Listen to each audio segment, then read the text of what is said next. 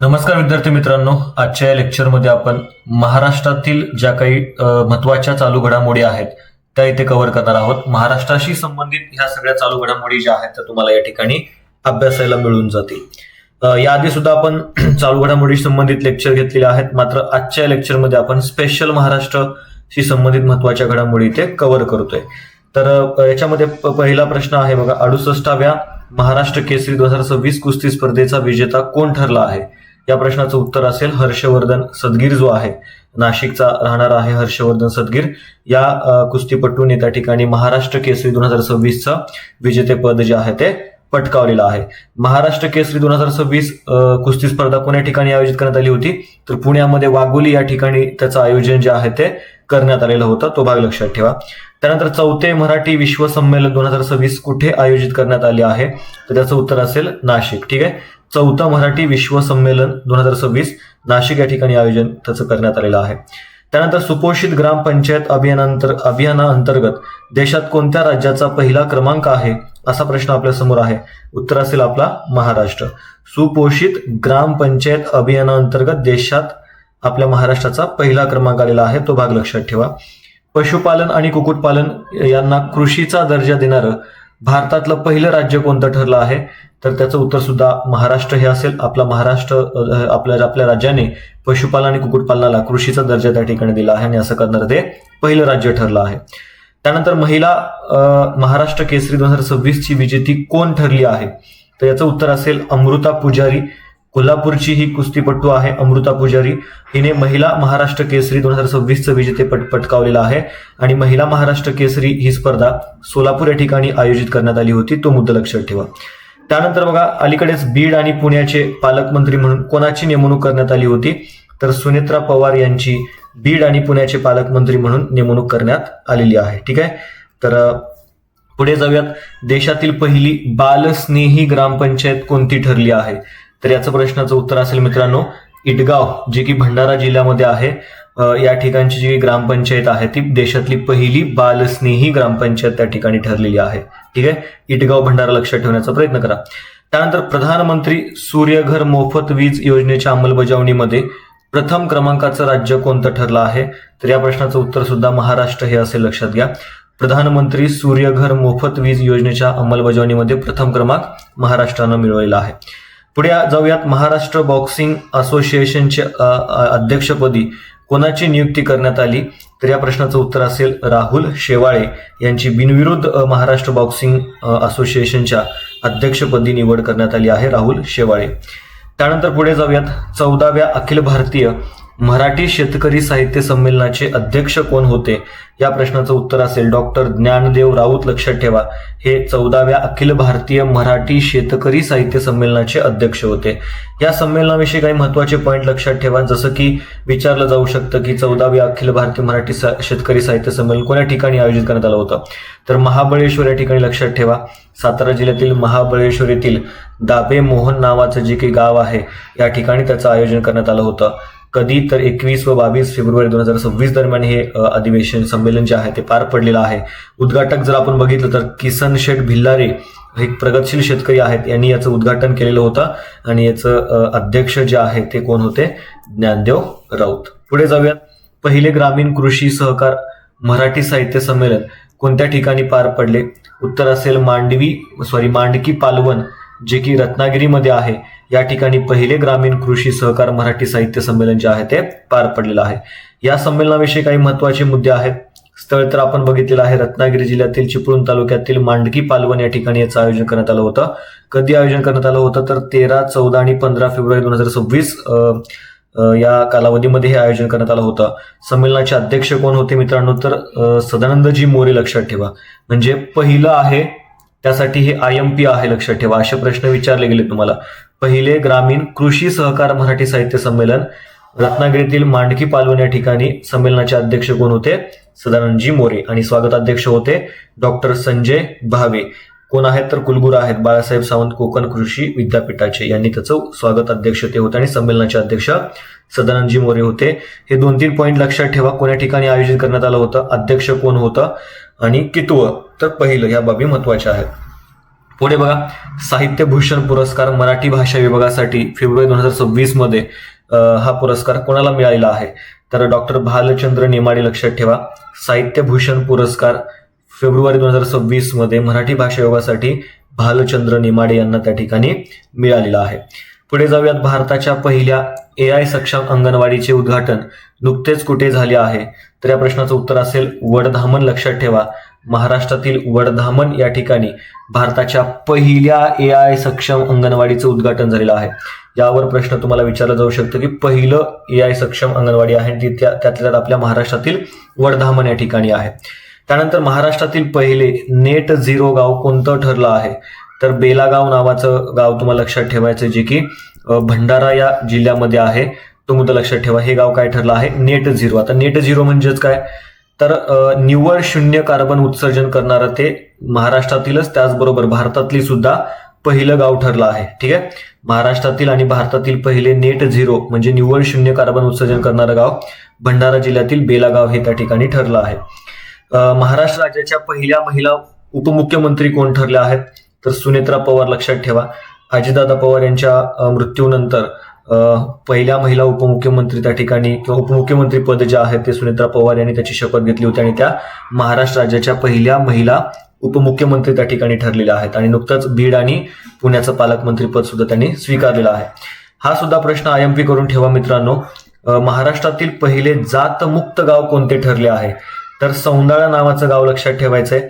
अहिल्यानगरमध्ये हे गाव आहे. लक्षात ठेवा, अहिल्यानगरमध्ये सौंदाळा नावाचं जे काही गाव आहे त्या गावाने एकत्रित येऊन जातमुक्त त्या ठिकाणी घोषित केलेलं आहे. त्यांच्या गावाला त्यांनी एकच जात मानलेली आहे, ती म्हणजे मानव जात. ठीक आहे, मानव जात असून दुसरी कोणतीही जात पात त्यांनी त्या ठिकाणी मानायचं म्हणजे पाळायचं नाही असं त्या ठिकाणी ठरलेलं आहे. त्यानुसार महाराष्ट्रातील आणि देशातले सुद्धा लक्षात ठेवा, पहिलं जातमुक्त गाव महाराष्ट्रातील अहिल्यानगरमधील सौंदाळा नावाचं गाव तुम्हाला लक्षात ठेवायचं. मागे चर्चेमध्ये होतं आणि असं पहिलं वगैरे जे असतं त्याच्यावर प्रश्न विचारले जातात. मित्रांनो, आपण आधी सुद्धा काही चालू घडामोडीचे लेक्चर घेतले होते, ऑनलाईनचे लेक्चर घेतले होते. त्याच्या जे काही PDF आहेत त्या तुम्हाला आपल्या टेलिग्राम चॅनलवर त्या ठिकाणी मिळून जातात. तर अशा स्वरूपामध्ये मी ते तुम्हाला नोट्सच्या फॉर्मॅटमध्ये बनवून दिलं आहे. तुम्हाला रिव्हिजन सुद्धा त्या ठिकाणी करता येईल. तर हे नक्कीच तुम्ही आपल्या टेलिग्राम चॅनलवरून टेलिग्राम चॅनल जॉईन करू शकता. टेलिग्रामची जी लिंक आहे ती व्हिडिओच्या डिस्क्रिप्शन बॉक्समध्ये तुम्हाला मिळून जाईल आणि तिथं तुम्हाला हे PDF स्वरूपामध्ये नंतर रिव्हिजनसाठी सुद्धा उपलब्ध करून दिलं जाईल. विनामूल्य असणार आहे, कसलंही याचे तुम्हाला पैसे घेतले जाणार नाही. सॅटेलाइट इंटरनेट कंपनी स्टारलिंक सोबत औपचारिक करार करणारे भारतातील पहिले राज्य कोणते ठरले आहे? तर याचं उत्तर असेल महाराष्ट्र. लक्षात ठेवा, सॅटेलाइट इंटरनेट कंपनी जी आहे, आता मुळात जर आपण बघितलं तर ही सॅटेलाइटच्या माध्यमातून इंटरनेट सेवा जी आहे ती पुरवणार आहे. म्हणजे महाराष्ट्रातील जे काही दुर्गम भाग आहेत अशा भागांमध्ये इंटरनेट सेवा उपलब्ध व्हावी यासाठी महाराष्ट्र सरकारने स्टारलिंक नावाची काही कंपनी आहे जी की सॅटेलाइटद्वारे इंटरनेट पुरवते त्याच्यासोबत करार केला आणि असं करार करणार हे महाराष्ट्र पहिलंच राज्य आहे देशातलं. भारतातील पहिला म्युझिकल रोड कोणत्या शहरात बांधण्यात आला?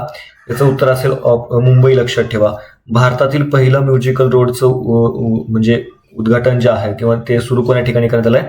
तर मुंबईमध्ये. ठीक आहे, ते मागे बरेच तुम्ही बघितलं असेल की सोशल मीडियावर वगैरे गाडी ज्यावेळेस धावते त्यावेळेस तिथून एक म्युझिक जे आहे ते रोडवरून तयार होताना आपल्या ठिकाणी दिसत होते. ठीक आहे, तर तो मुद्दा लक्षात ठेवा. भारतातील पहिला म्युझिकल रोड मुंबई. महाराष्ट्राचा 2026-27 आर्थिक वर्षाचा अर्थसंकल्प विधानसभेमध्ये कोणी सादर केला? तर या प्रश्नाचं उत्तर असेल देवेंद्र फडणवीस. लक्षात ठेवा, देवेंद्र फडणवीस यांनी 2026-27 या आर्थिक वर्षाचा अर्थसंकल्प जो आहे तो विधानसभेमध्ये सादर केला होता. देवेंद्र फडणवीस लक्षात ठेवायचं आहे. ठीक आहे, पुढे जाऊयात. 15 ऑगस्ट 2027 रोजी भारताची पहिली बुलेट ट्रेन कोणत्या हायस्पीड रेल्वे कॉरिडॉरवर धावणार आहे? तर आपली जी काही महाराष्ट्रातलं मुंबई हे शहर आहे आणि अहमदाबाद हे गुजरातमधलं जे काही शहर आहे, या दोन शहरादरम्यान 15 ऑगस्ट 2027 रोजी भारताची पहिली बुलेट ट्रेन जी आहे ती धावणार आहे. लक्षात ठेवा. त्यानंतर 100व्या अखिल भारतीय मराठी साहित्य संमेलनाचे आयोजन कुठे केले जाणार आहे? या प्रश्नाचं उत्तर असेल पुणे. लक्षात ठेवा, 100व्या अखिल भारतीय मराठी साहित्य संमेलनाचं आयोजन कुण्या ठिकाणी? तर पुण्यामध्ये, किंवा ते पार पडले वगैरे आपल्याला सांगता येतं. महाराष्ट्रातील कोणत्या शहरात आंतरराष्ट्रीय दर्जाची पुरुष सायकल स्पर्धा आयोजित करण्यात आली होती? तर याचं उत्तर सुद्धा असेल पुणे. मागे आपण बघितलं होतं की टोपेवाले काका जे आहेत ते याच्यामध्ये सहभागी झाले होते, ते पुण्यातलेच होते आणि त्यामुळे सुद्धा त्यांची व्हिडिओ वगैरे व्हायरल झाली होती. तर ती सायकल स्पर्धा जी आहे ती मित्रांनो आंतरराष्ट्रीय दर्जाची पुरुष सायकल स्पर्धा होती आणि त्याचं आयोजन महाराष्ट्रातील पुण्यामध्ये करण्यात आलं होतं. त्याचे ब्रँड अँबॅसेडर कोण होते या प्रश्नाचं उत्तर तुम्हाला कमेंट बॉक्समध्ये द्यायचं आहे. नक्कीच त्याचं उत्तर तुम्ही देऊ शकता. ठीक आहे, तर ह्या बाबी लक्षात ठेवा. पुढे जाऊयात. पुणे आंतरराष्ट्रीय चित्रपट महोत्सवात सर्वोत्कृष्ट आंतरराष्ट्रीय चित्रपट कोणता ठरला? तर याच्यामध्ये लक्षात ठेवायचे सर्वोत्कृष्ट आंतरराष्ट्रीय चित्रपट जर आपण बघितला तर तो द एलिशियन फील्ड नावाचा जो काही चित्रपट आहे तो सर्वोत्कृष्ट आंतरराष्ट्रीय चित्रपट ठरलेला आहे पुणे आंतरराष्ट्रीय चित्रपट महोत्सवामध्ये. त्यानंतर याच पुणे आंतरराष्ट्रीय चित्रपट महोत्सवामध्ये सर्वोत्कृष्ट आंतरराष्ट्रीय मराठी चित्रपट कोणता ठरलेला आहे? तर बाप्या. लक्षात ठेवा. ओके, पुणे आंतरराष्ट्रीय चित्रपट महोत्सवामध्ये सर्वोत्कृष्ट आंतरराष्ट्रीय मराठी चित्रपट कोणता ठरला मित्रांनो? बाप्या. आणि त्याला संत तुकाराम पुरस्कार सुद्धा त्याच्यातला त्या ठिकाणी मिळालेला आहे. पुढे जाऊयात. देशातील पहिली बालस्नेही ग्रामपंचायत आपण आत्ताच बघितलं होतं इटगाव भंडारा. आणि प्रधानमंत्री सूर्य घर मोफत वीज योजनेची अंमलबजावणी करणारं प्रथम क्रमांकाचं राज्य कोणतं आहे? तर महाराष्ट्र आहे. लक्षात ठेवा. प्रधानमंत्री सूर्य घर मोफत वीज योजनेची अंमलबजावणी करणारं पहिलं राज्य आपलं महाराष्ट्र. त्यानंतरचा प्रश्न असेल विंदा करंदीकर जीवन गौरव पुरस्कार 2026 कोणास मिळाला? तर याचं प्रश्नाचं उत्तर असेल मित्रांनो श्रीनिवास कुलकर्णी. विंदा करंदीकर जीवन गौरव पुरस्कार 2026 श्रीनिवास कुलकर्णी यांना त्या ठिकाणी प्रदान करण्यात आलेला आहे. पुढे जाऊयात. राष्ट्रीय आयुष आरोग्य मेळावा 2026 याचं आयोजन कोणत्या ठिकाणी करण्यात आले? तर शेगाव. लक्षात ठेवायचं. शेगावमध्ये राष्ट्रीय आयुष आरोग्य मेळाव्याचं आयोजन जे आहे ते करण्यात आलं होतं. पुढचा प्रश्न बघा. महाराष्ट्रातील पहिले ड्रोन क्लस्टर कुठे उभारले जाणार आहे? तर पिंपरी चिंचवड या ठिकाणी जर आपण बघितलं महाराष्ट्रातील पहिले ड्रोन क्लस्टर जे आहे ते उभारलं जाणार आहे. ठीक आहे. विंदा करंदीकर जीवन गौरव पुरस्कार श्रीनिवास कुलकर्णी. राष्ट्रीय आयुष आरोग्य मेळावा शेगाव या ठिकाणी आयोजन. महाराष्ट्रातील पहिले ड्रोन क्लस्टर पिंपरी चिंचवड या ठिकाणी उभारलं जाणार आहे. त्यानंतर बघा पुढचा सुद्धा प्रश्न महत्वाचा आहे. धर्मांतर विरोधी कायदा करणारे महाराष्ट्र हे देशातील कितवे राज्य ठरले आहे? तर 11वं राज्य ठरलं आहे. नुकतंच आपण बघितलेलं आहे की ते विधेयक जे आहे ते आपल्या विधानसभेमध्ये मांडलं गेलं होतं आणि मग ते पुढे मंजूर झालं आणि धर्मांतर विरोधी कायदा करणारं महाराष्ट्र देशातील 11वं राज्य ठरलेलं आहे. पुण्यश्लोक अहिल्याबाई होळकर शेतकरी कर्जमाफी योजना अंतर्गत किती लाख रुपयापर्यंत कर्जमाफी देण्याचा निर्णय सरकारने घेतलेला आहे? तर 2 लाख रुपयापर्यंत कर्ज माफ करण्याचा निर्णय सरकारने घेतलेला आहे. कोणती योजना आहे मित्रांनो? त्यावर प्रश्न विचारला जाऊ शकतो. पुण्यश्लोक अहिल्याबाई होळकर शेतकरी कर्जमाफी योजना ही महाराष्ट्र शासनाने राबवलेली योजना आहे. या योजनेअंतर्गत 2 लाख रुपयापर्यंत कर्जमाफी जी आहे देण्याचा निर्णय घेण्यात आलेला आहे. ठीक आहे. तर एक रॅपिड फायर पद्धतीनं अलीकडच्या 2026 मधल्या ज्या काही घडामोडी होत्या त्या आपण इथे कव्हर करण्याचा प्रयत्न केलेला आहे. तर ह्या बाबी इथे लक्षात ठेवा. अशाच पद्धतीने एक पार्ट 2 सुद्धा आपण घेऊन येण्याचा प्रयत्न करूयात. अजून तुम्हाला कोणत्या विषयावर त्या ठिकाणी व्हिडिओ हवे आहेत ते नक्कीच कमेंट बॉक्समध्ये सांगू शकता. तो मी तशा स्वरूपामध्ये व्हिडिओ घेऊन येण्याचा मी प्रयत्न करेन. आणि याची जर PDF तुम्हाला हवी असेल तर आपल्या टेलिग्राम चॅनलची लिंक जी आहे ती या व्हिडिओच्या डिस्क्रिप्शन बॉक्समध्ये आहे. तिथून तुम्ही ते टेलिग्राम जॉईन करू शकता आणि तिथून अशा स्वरूपामध्ये ज्या काही PDF आहेत त्या तिथे तुम्हाला आपल्या टेलिग्राम चॅनलवर विनामूल्य उपलब्ध होऊन जातील. ठीक आहे. तर थांबूयात, भेटूयात नेक्स्ट व्हिडिओमध्ये. तर लक्षात ठेवा टेलिग्राम चॅनलची लिंक जी आहे ती तुम्हाला इथे मिळून जाईल. आणि चॅनलवर जर तुम्ही नवीन असाल मित्रांनो तर नक्कीच चॅनलला सबस्क्राईब करा. एक मोटिवेशन जे आहे त्यातून मिळतं आणि अधिक जास्तीत जास्त चांगल्या क्वालिटीचे जे काही व्हिडिओ लेक्चर आहेत ते तुमच्यापर्यंत पोहोचवणं हे आणखी त्या ठिकाणी त्याच्यामुळे उत्साही बनतं. तर नक्कीच चॅनलला सबस्क्राईब करायचं आहे. त्याचबरोबर आपलं टेलिग्राम चॅनल सुद्धा जॉईन करायचं. थांबूयात, भेटूयात नेक्स्ट व्हिडिओमध्ये. Thank you so much.